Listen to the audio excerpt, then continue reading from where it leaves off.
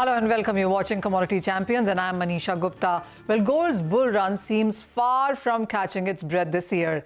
This year alone, the gold prices have touched new highs 37 times. This quarter was the best quarter for the yellow metal in last 8 years. Prices surged from an $1,800 an ounce levels in October 2023 to $2,685 per ounce in the month of September.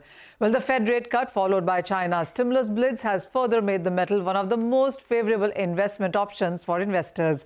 But how far will this bull run go and what can jewelers anticipate in this hot market? And as a buyer or a consumer, what should you be doing? To get all of those answers, we have now with us Mr. Suvankar Sen. He's Managing Director and CEO at Senco Gold and Diamonds. Mr. Sen, hi, thank you so much for joining us. And first things first, everybody really seems to be discussing on where the gold prices are headed from here. So at Senco Gold, what are the calculations that you have been making on where the gold prices could be in this year and the next? Manisha, if you know, a month ago, when gold prices were about $2,500 per troy ounce, we were assuming that yes, the upside that we could see from that level, because at 2,500 there was a strong base that was getting created. So we were expecting that it could be a 10% upside. So we've already covered almost $150 from those 2,500 levels, and I see that this year, it's already October has started, so we are left with 3 months in a calendar year and maybe 1 or 2 months more. Now let us analyze that what is it that is in the pipeline. We are having the US elections. We could see that the Israel-Hamas war has now extended to Lebanon as well, which builds in more uncertainty. So we do not, we can expect a 2750. It won't be very surprising if that happens. But at the same time, from a retailer perspective and a consumer perspective, what we have seen in the month of September after the prices have gone up, the way in the month of August, we could see a very robust demand, and then there were consumers who were extremely positive towards buying.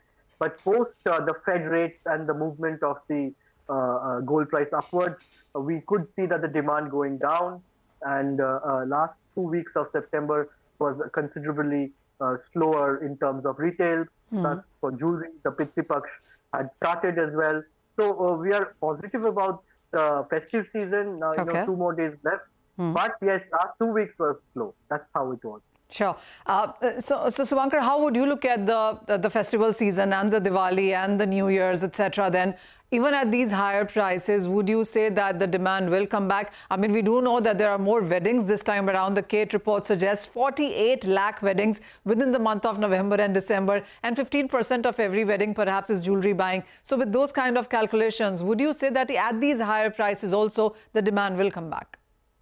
So there are 2 kinds of demand. Those who have weddings or have to buy something for these auspicious occasions, no matter what the prices are, right? There will be some purchase happening, and the impact will be in terms of volume. Might be that because of the gold prices shooting up or being on upward trend, a consumer will not be able to buy that much quantity of gold or for the wedding as well. But they have a budget fixed. They know that they need to buy something, and the confidence that the consumer have been getting on the commodity, on the gold, or the product, is that yes, it's on an upward trend. So there's no harm in buying for the future.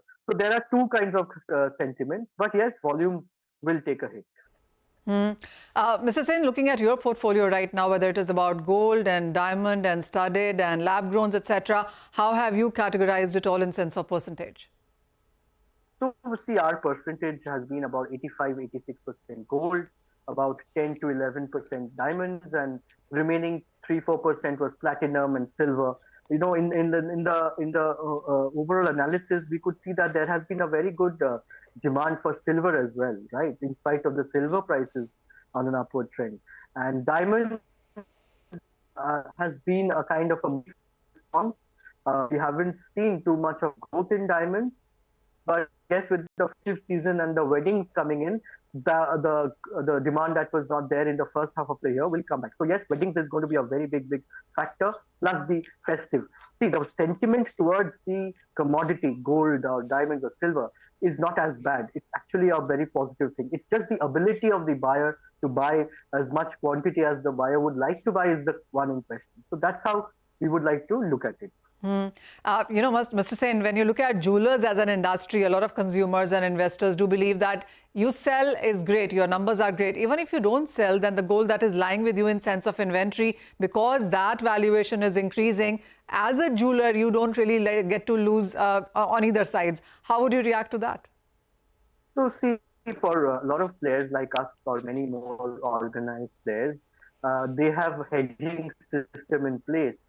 So yes, the percentage of hedging could change from jeweler to jeweler. Someone could be 100% hedged, someone could be 80% hedged, someone could be 60% hedged, depending on the risk appetite and the approach towards business. So to the extent of the hedging that is done, yes, the gold prices do go up, but at the same time, for the quantities that are hedged, you would not really enjoy the benefit of the gold price rise. But at the same time, yes, the assets that you are holding, the inherent value of the asset goes up. So we have seen that, even during the COVID period, while we should not go back to those times 3 years back, but, when everything was looking very somber, but the gold prices kept moving up. And that was one of the reasons why the jewelry sector could come out of it very easily, because your asset that you're holding is appreciating. That's how I think one has to look at it. And yes, those who are not hedged, they will enjoy the benefit of the price more than those who are hedged.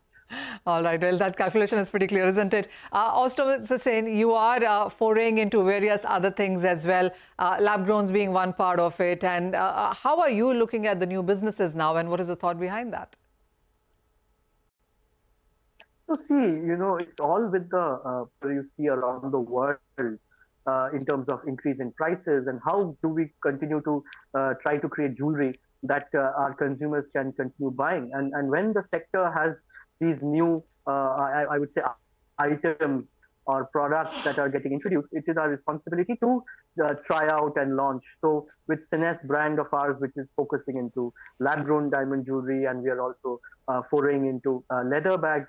Yeah, they are very initial stages. It's just been 5-6 months. We've started with 4 stores, but the good news, one of it is Manisha, that last week, me and my fellow director, my wife, Joita ma'am, we went to Milan, and we on the occasion of the Milan Fashion Week, we launched the brand and showcased the jewelry and the bags, trying to bring that international, I would say, designing and international exposure to the consumers of India. So that's how we are trying, and let's see that we are in the business of jewelry for sure, but ultimately we are in the business of luxury, whichever price range it would be. So that's what we have to work towards. Absolutely. Mr. Sen, one final question. So how are the next 2 quarters now looking to you? Because this quarter is going to be all about India, festivals, weddings, Diwali, etc. And then would be about Christmas and New Year's and Valentine, more so in sense of the global perspective there. So next 2 quarters, how are you calculating, planning, putting your designs, your launches, etc.? So the next quarter is fully focused on Diwali, Dhanteras, and weddings, because from mid of November, from early November, to be more specific, the wedding season will start till the early December. So that's going to be a good season for us. We are very positive. And this time in October, as we begin the quarter, we'll have the festive. Already, the consumers are positive. Advanced bookings are coming at these rates as well, which is a very good sign. And once we move on, December is actually not a really focused quarter. Christmas and New Year's, people are more in a festive mood, holiday mood.